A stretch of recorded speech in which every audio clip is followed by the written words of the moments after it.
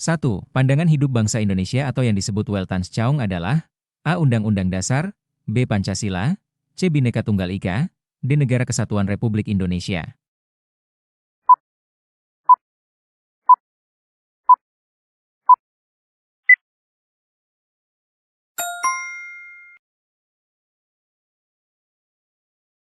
Pancasila adalah dasar negara dan pandangan hidup Weltanschauung, bangsa Indonesia. Ia merupakan kristalisasi nilai-nilai luhur yang dijadikan pedoman dalam kehidupan berbangsa dan bernegara. 2. Tindakan yang paling mencerminkan pengamalan sila pertama Pancasila, ketuhanan yang Maha Esa, adalah A. Bergotong royong membersihkan lingkungan, B. Memilih ketua kelas melalui voting, C. Menghargai teman yang sedang beribadah sesuai agamanya, D. Memberi bantuan kepada korban bencana tanpa melihat suku.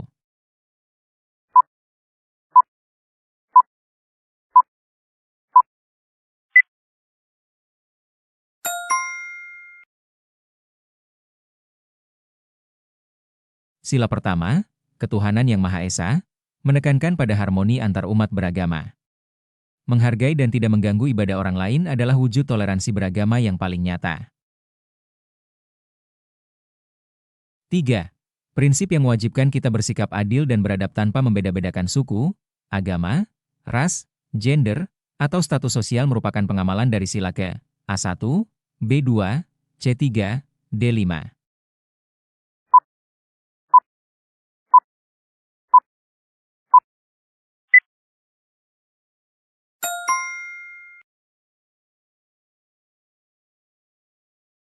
Sila kedua, kemanusiaan yang adil dan beradab, menuntut sikap yang menjunjung tinggi keadilan dan peradaban. Ini diwujudkan dengan tidak melakukan diskriminasi dan menjamin perlakuan setara bagi setiap individu.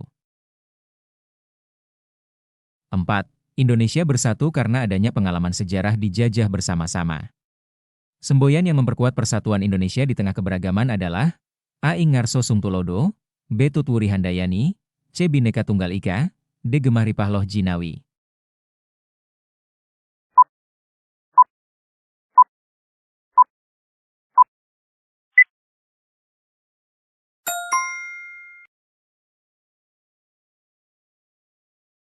Semboyan, berbeda-beda tetapi tetap satu ini secara spesifik berfungsi memperkuat persatuan Indonesia di tengah keragaman suku, agama, dan budaya.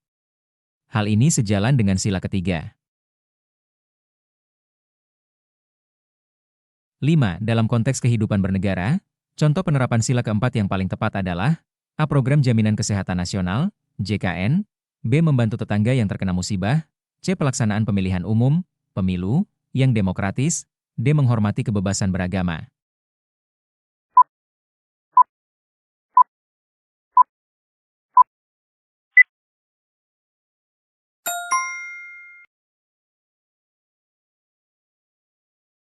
Sila keempat berfokus pada kedaulatan rakyat, musyawarah, dan perwakilan. Pemilu merupakan mekanisme formal tertinggi bagi rakyat untuk menyampaikan aspirasi dan memilih wakil secara demokratis. 6. Tujuan utama negara yang menjamin setiap warga negara mendapat perlakuan yang setara dalam bidang sosial, politik, ekonomi, dan budaya adalah inti dari sila ke A2, B3, C4, D5.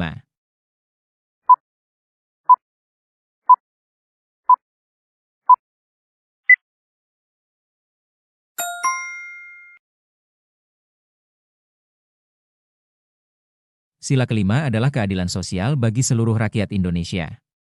Tujuannya adalah menjamin keadilan yang merata di seluruh aspek kehidupan bagi seluruh warga negara tanpa terkecuali. 7.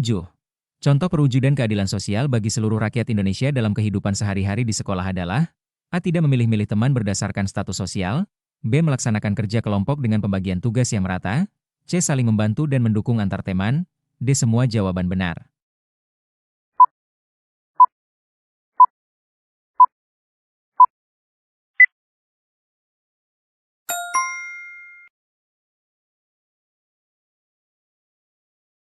Keadilan sosial berarti tidak ada pilih kasih, A. Pembagian tugas yang merata, B. Dan adanya solidaritas sosial, C.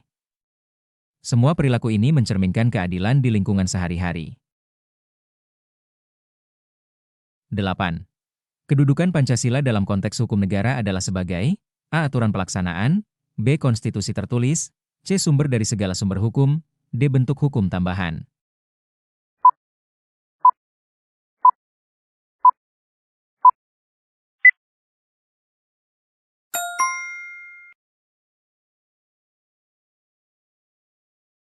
Dalam tata urutan perundangan, Pancasila memiliki kedudukan tertinggi. Ia menjadi dasar dan rujukan, sumber, bagi semua peraturan perundang-undangan di Indonesia, termasuk UUD NRI tahun 1945. 9. Di dalam dokumen hukum negara, Pancasila secara resmi tercantum dalam A. Batang tubuh UUD NRI tahun 1945, B. Penjelasan UUD NRI tahun 1945, C. Pembukaan UUD NRI tahun 1945, D. Ketetapan MPR.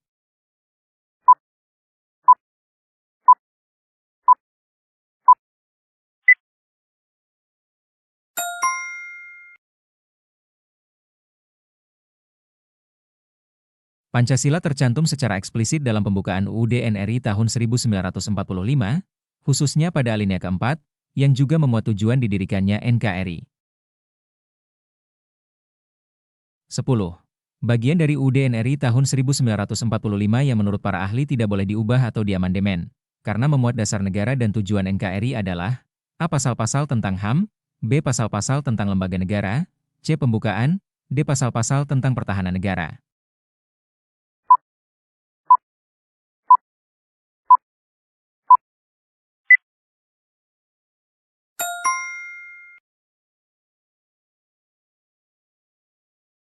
Pembukaan UUD NRI tahun 1945 memuat dasar filosofis dan ideologi negara, Pancasila, serta cita-cita proklamasi.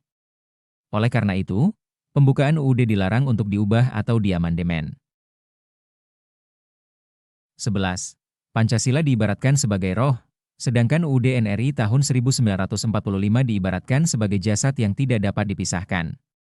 Hal ini dikemukakan oleh A. Bung Karno, B. Soepomo, C. Profesor Dr. Notonegoro, D. Jimli Asidiki.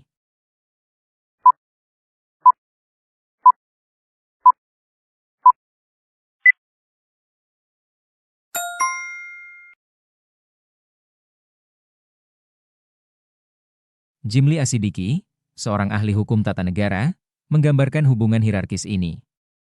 Pancasila adalah roh, nilai-nilai filosofis, dan UUD NRI tahun 1945 adalah jasad, bentuk hukum tertulis. 12. Pasal dalam UUD NRI tahun 1945 yang menjabarkan sila pertama Pancasila, yaitu jaminan kebebasan beragama, adalah A. Pasal 27 ayat 2, B. Pasal 29 ayat 2, C. Pasal 31 ayat 1, D. Pasal 33 ayat 4.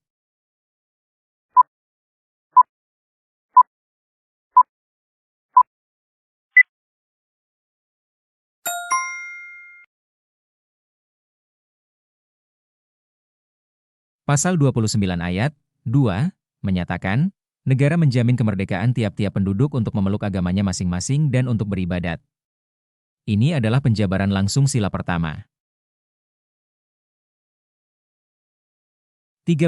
Prinsip hak atas pekerjaan dan jaminan sosial berlandaskan kemanusiaan, sila kedua, dijabarkan dalam UUD NRI tahun 1945, salah satunya melalui A. Pasal 22E, B. Pasal 31 ayat 5, C. Pasal 27 ayat 2, D. Pasal 28E ayat 3.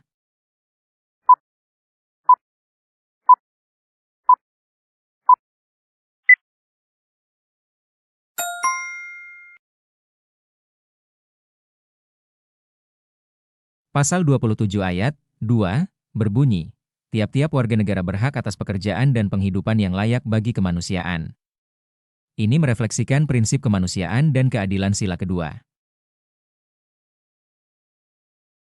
14. Pasal 22 UUD NRI tahun 1945 yang mengatur pemilu secara langsung, umum, bebas, rahasia, jujur, dan adil, merupakan penjabaran dari sila ke A2, B3, C4, D5.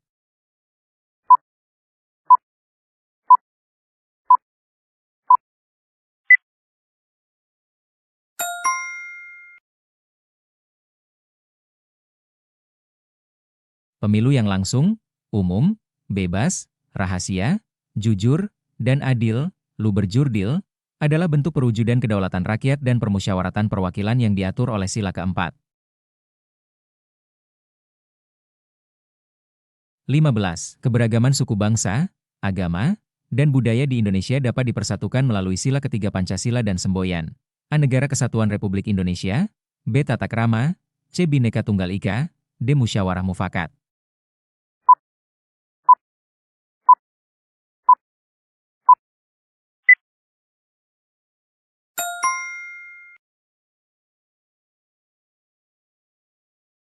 Sila ketiga, Persatuan Indonesia, secara substansial diperkuat oleh semboyan Bhinneka Tunggal Ika. Keduanya merupakan pilar utama untuk menjaga keutuhan bangsa yang beragam. 16. Esensi dari semboyan Bhinneka Tunggal Ika adalah A. Perbedaan adalah penghalang persatuan. B. Kesatuan hanya bisa dicapai dengan menghilangkan perbedaan. C. Berbeda-beda tetapi tetap satu. D. Indonesia memiliki satu budaya tunggal.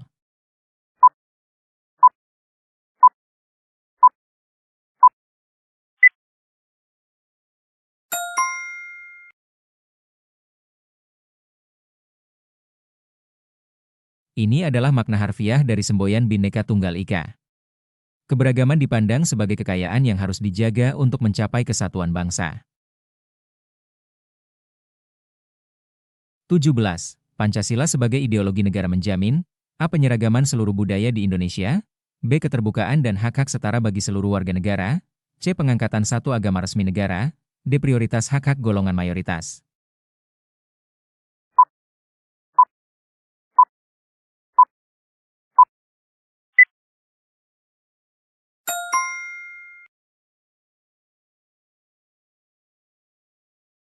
Pancasila sebagai ideologi terbuka menolak diskriminasi dan menjamin semua warga negara memiliki hak yang setara, terutama dalam beribadah, berekspresi, dan mendapat perlindungan. 18. Sikap yang harus dikembangkan dalam kehidupan sehari-hari di sekolah untuk menjaga persatuan di tengah perbedaan suku dan agama adalah A. Mengelompokkan diri hanya dengan teman yang seagama. B. Hanya bergaul dengan teman yang berasal dari suku yang sama. C. Hidup rukun, toleransi, dan saling menghargai. D. Menganggap budaya sendiri lebih unggul.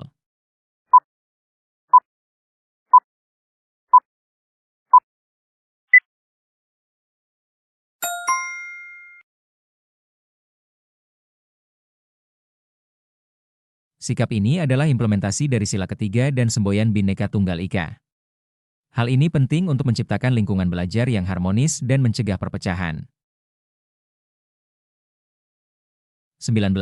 Alinea keempat pembukaan UUD NRI tahun 1945 memuat tujuan dibentuknya pemerintah Indonesia. Salah satu tujuannya adalah A. Melaksanakan pembangunan semaksimal mungkin.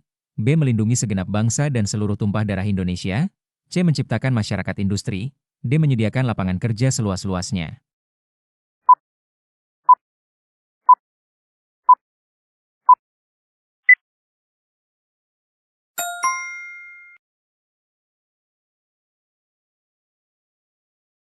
Ini adalah tujuan pertama pembentukan pemerintahan NKRI. Ini menegaskan bahwa negara bertanggung jawab penuh atas keselamatan dan kedaulatan seluruh rakyat dan wilayahnya. 20. NKRI dibentuk berdasarkan pada 5 sila Pancasila, yang berarti segala kebijakan dan sistem pemerintahan NKRI harus berlandaskan pada nilai-nilai tersebut. Ini menegaskan bahwa Pancasila adalah A. Dasar hukum utama, B. Dokumen sejarah, C. Peraturan perundang-undangan, D. Dasar negara sekaligus pedoman penyelenggaraan pemerintahan.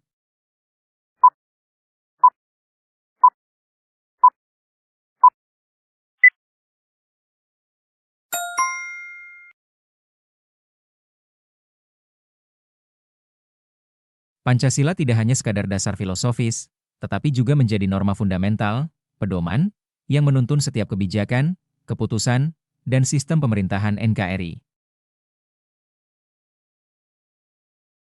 21. Menurut Profesor Dr. Notonegoro, kekuasaan untuk menerima atau melakukan sesuatu yang tidak dapat diambil oleh pihak lain dan dapat dituntut secara paksa disebut A. Kewajiban, B. Hak, C. Tanggung jawab, D. Norma.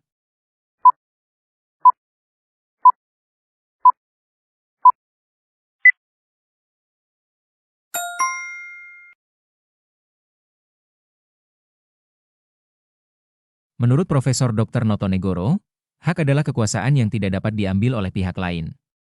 Ini merupakan sesuatu yang patut diterima dan bersifat menuntut secara legal. 22.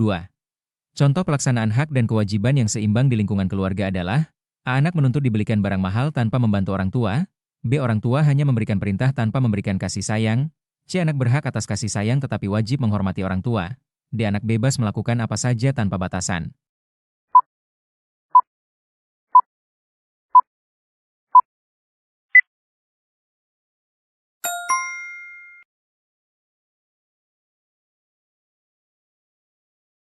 Keseimbangan berarti menuntut hak, kasih sayang, harus dibarengi dengan pelaksanaan kewajiban, menghormati orang tua.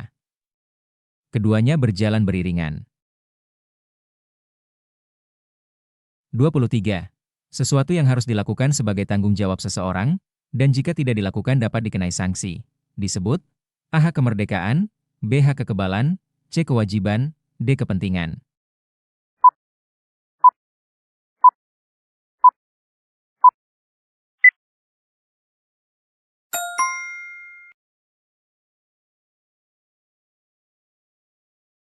Kewajiban adalah beban atau keharusan untuk melakukan sesuatu. Jika diabaikan, akan timbul sanksi yang menunjukkan adanya tanggung jawab yang harus dipenuhi. 24. Agar hak dan kewajiban dapat berjalan dengan baik di masyarakat, diperlukan adanya ketaatan terhadap A. Norma, agama, kesusilaan, kesopanan, dan hukum. B. Kekuasaan pemerintah, C. Keinginan pribadi, D. Tekanan dari pihak lain.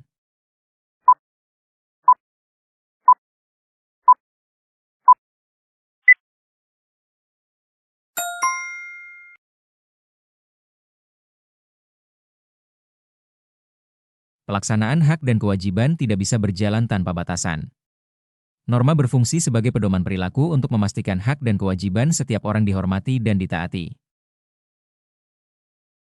25. Prioritas langkah yang benar dalam pelaksanaan hak dan kewajiban adalah: A. Minta hak kita dipenuhi, baru laksanakan kewajiban. B. Laksanakan kewajiban diri, lalu tuntut hak orang lain.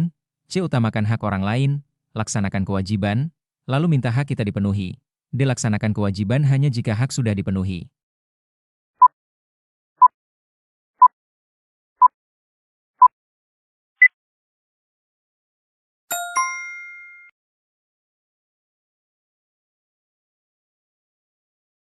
Ini adalah urutan yang paling bertanggung jawab dan etis. Menghormati hak orang lain dan menunaikan kewajiban diri adalah syarat sebelum menuntut hak pribadi secara adil. 26. Salah satu hak peserta didik di sekolah adalah: A. Menghormati guru dan mematuhi aturan. B. Menjaga fasilitas sekolah. C. Mendapat suasana belajar yang tenang. D. Tidak berbuat semena-mena.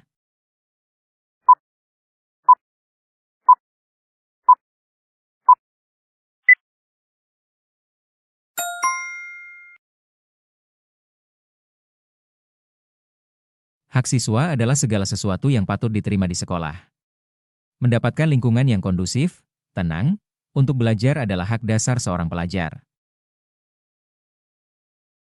27. Contoh kewajiban anak di lingkungan keluarga adalah: A. Mendapat jaminan kesehatan, B. Mendapat pendidikan, C. Mendapat perlindungan, D. Menjaga nama baik keluarga.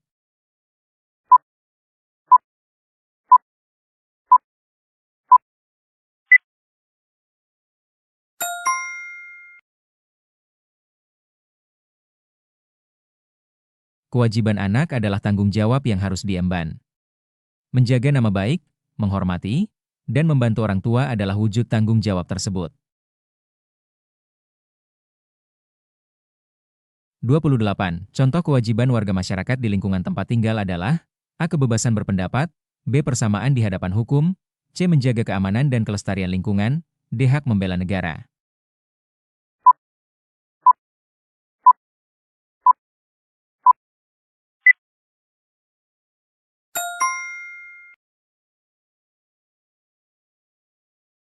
Kewajiban warga masyarakat berkaitan dengan kepentingan publik. Keamanan dan kelestarian lingkungan adalah tanggung jawab bersama agar kehidupan sosial berjalan baik. 29. Sikap yang mencerminkan ketidakseimbangan antara hak dan kewajiban adalah: A. Belajar giat untuk mendapat nilai bagus, B. Membantu orang tua setelah mendapat uang saku. C. Menjaga kebersihan agar lingkungan tetap sehat. D. Menuntut kebersihan lingkungan tanpa mau ikut kerja bakti.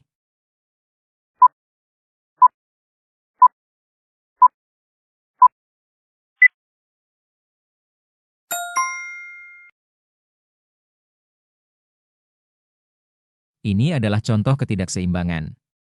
Seseorang menuntut hak, lingkungan bersih, tetapi mengabaikan kewajiban, ikut menjaga kebersihan melalui kerja bakti. 30. Hak dasar yang bersifat universal dan tidak bisa diganggu-gugat disebut A. Hak warga negara, B. Hak sipil, C. Hak asasi manusia, HAM, D. Hak politik.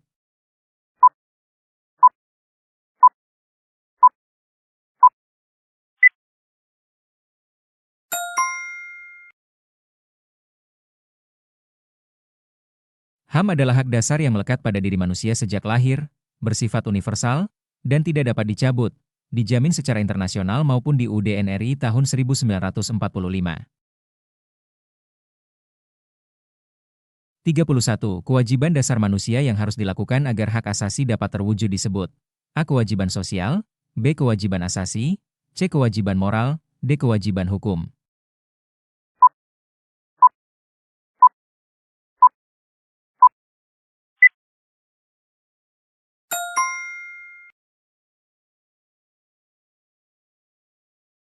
Kewajiban asasi adalah kewajiban dasar yang harus dilaksanakan agar hak asasi manusia dapat terwujud. Keduanya bersifat timbal balik dan tidak dapat dipisahkan. 32. Hak warga negara atas pekerjaan dan penghidupan yang layak dijamin dalam UUD NRI tahun 1945 pasal A28A, B27 ayat 2, C28B ayat 2, D29 ayat 2.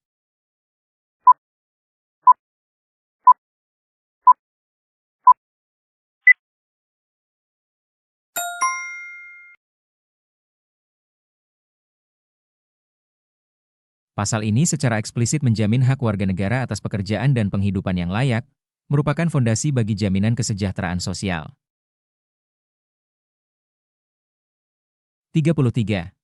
Hak anak atas perlindungan dan perkembangan dijamin dalam UUD NRI tahun 1945 pasal A28D ayat 1, B28E ayat 1, C28B ayat 2, D31 ayat 1.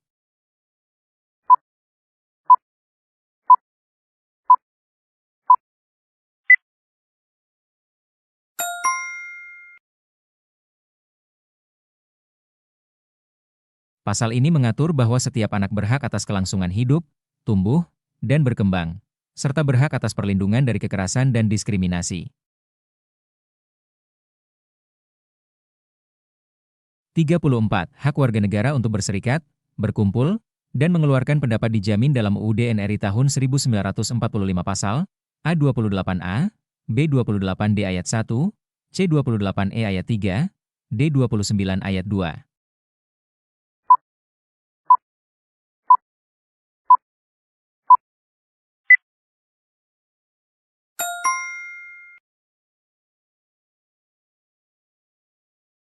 Kebebasan berserikat, berkumpul, dan mengeluarkan pendapat adalah bagian dari hak politik yang dijamin oleh UUD. Ini adalah pilar penting dalam sistem demokrasi. 35. Kewajiban warga negara untuk menjunjung hukum dan pemerintahan diatur dalam UUD NRI tahun 1945 pasal A27 ayat 3, B27 ayat 1, C28J ayat 1, D30 ayat 1.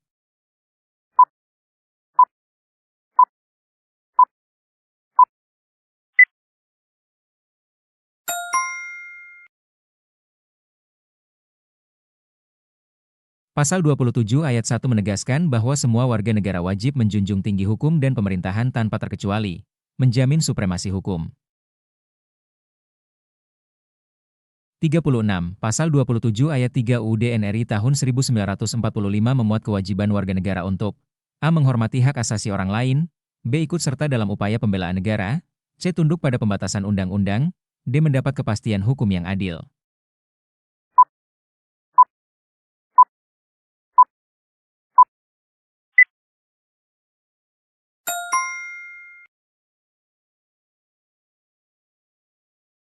Pasal 27 ayat 3 mengatur kewajiban setiap warga negara untuk berpartisipasi dalam pertahanan negara, sebagai bentuk tanggung jawab mempertahankan kedaulatan bangsa. 37. Kewajiban dasar setiap orang untuk menghormati hak asasi orang lain diatur dalam UUD NRI tahun 1945 pasal A27 ayat 1, B27 ayat 3, C28J ayat 1, D30 ayat 1.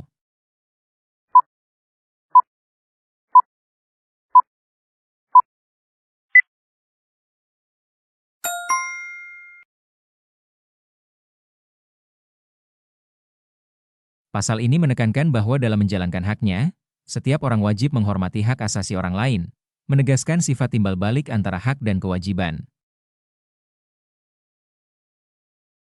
38. Dampak yang dapat timbul jika pemenuhan hak dan kewajiban warga negara tidak dilaksanakan secara seimbang adalah A. Peningkatan kesejahteraan, B. Stabilitas keamanan yang terjamin, C. Konflik, kekerasan, dan ketidakamanan, D. Kemajuan di segala bidang.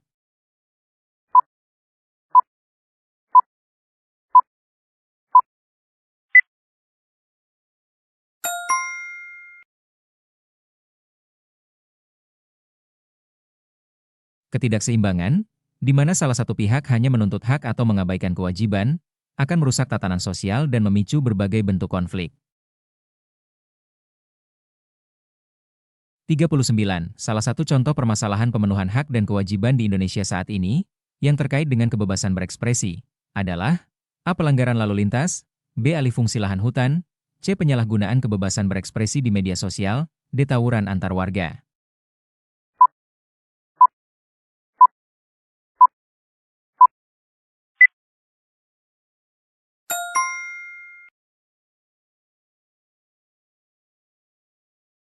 Kebebasan berekspresi adalah hak, tetapi penyalahgunaan hak ini untuk menyebar ujaran kebencian atau hoax adalah pelanggaran kewajiban menghormati hak orang lain. 40. Nilai-nilai yang menjadi dasar pelaksanaan HAM di Indonesia, demokrasi Pancasila, berbeda dengan negara demokrasi liberal karena mengutamakan A. Hak individu sepenuhnya, B. Hak golongan minoritas, C. Kepentingan umum melalui musyawarah dan gotong royong, D. Kekuatan militer.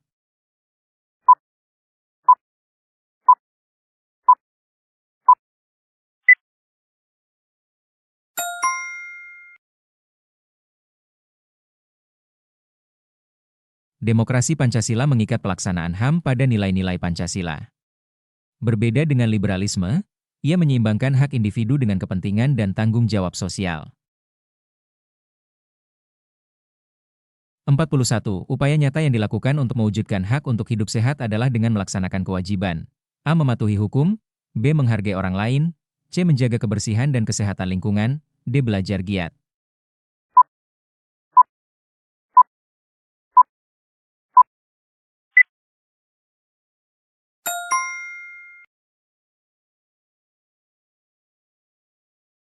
Jika ingin menikmati hak lingkungan yang sehat dan bebas penyakit, kewajiban yang harus dilakukan adalah aktif menjaga kebersihan diri dan lingkungan. 42. Bab dalam UUD NRI tahun 1945 yang secara khusus mengatur tentang hak asasi manusia adalah Bab 10A, yang mencakup pasal A28-30, B28A-28J, C27-29, D31-34.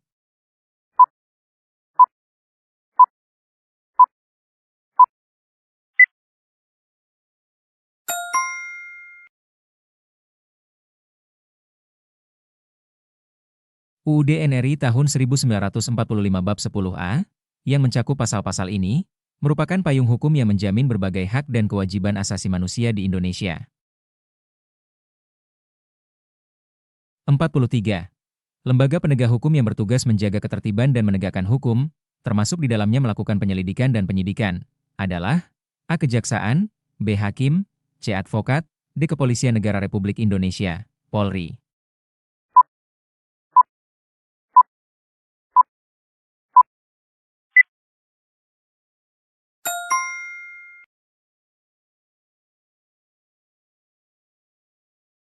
Polri adalah lembaga yang bertugas utama memelihara keamanan dan ketertiban umum, serta melakukan penegakan hukum melalui tindakan penyelidikan dan penyidikan. 44. Sengketa antara warga masyarakat dengan pemerintah, misalnya terkait keputusan tata usaha negara, diadili oleh A. Peradilan umum, B. Peradilan agama, C. Peradilan militer, D. Peradilan tata usaha negara.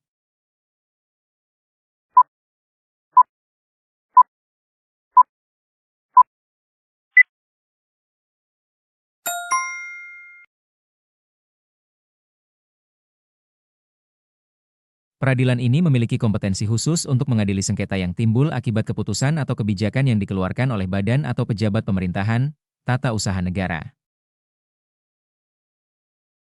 45. Peran siswa sebagai peserta didik dalam mendukung pemenuhan hak dan kewajiban di lingkungan sekolah adalah A. Hanya belajar tanpa peduli masalah sosial, B. Menuntut hak tanpa melaksanakan kewajiban, C. Mencegah dan menyuarakan kampanye anti perundungan, bullying, D. Mengabaikan aturan sekolah.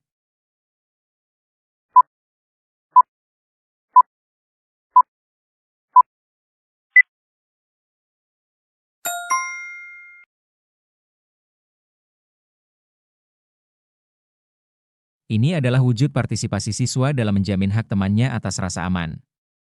Siswa aktif menegakkan kewajiban menghormati hak orang lain.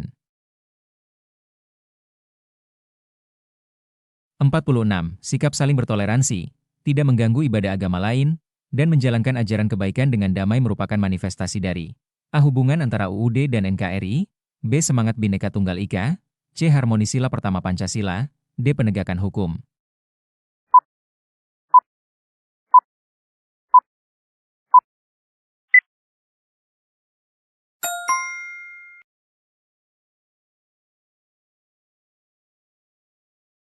Prinsip saling menghormati, bertoleransi, dan tidak memaksakan kehendak adalah inti dari pengamalan sila ketuhanan Yang Maha Esa, yang menekankan kerukunan antaragama.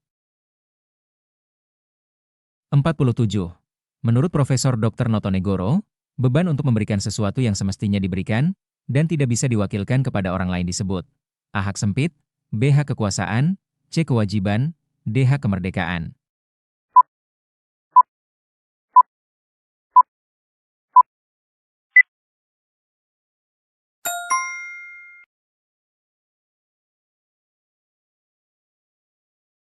Profesor Dr. Notonegoro mendefinisikan kewajiban sebagai beban yang harus diberikan dan tidak bisa diwakilkan, menekankan pada aspek keharusan dan tanggung jawab. 48. Pasal 31 ayat 1, UUD NRI tahun 1945 menjamin hak warga negara untuk A. Berserikat dan berkumpul, B. Mendapat pendidikan, C. Memeluk agama, D. Hidup dan mempertahankan kehidupan.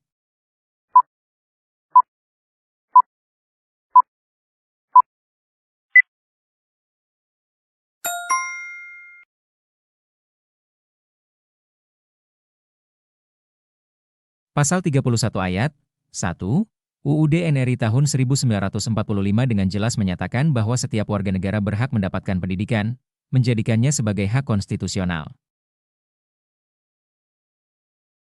49. Salah satu tujuan NKRI yang terdapat dalam pembukaan UUD NRI tahun 1945 alinea keempat, dan berimplikasi pada program wajib belajar 9 tahun adalah A. Melindungi segenap bangsa, B. Memajukan kesejahteraan umum, C. Mencerdaskan kehidupan bangsa, D. Ikut melaksanakan ketertiban dunia.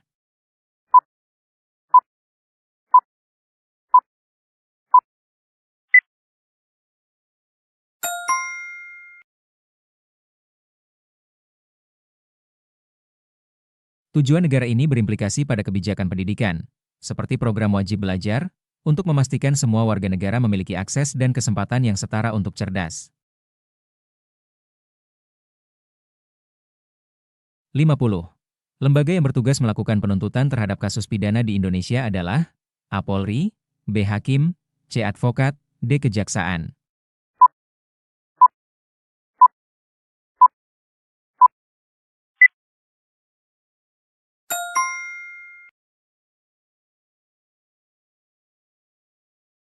Setelah penyelidikan oleh Polri, Kejaksaan memiliki tugas dan wewenang untuk melakukan penuntutan di pengadilan terhadap kasus-kasus pelanggaran pidana.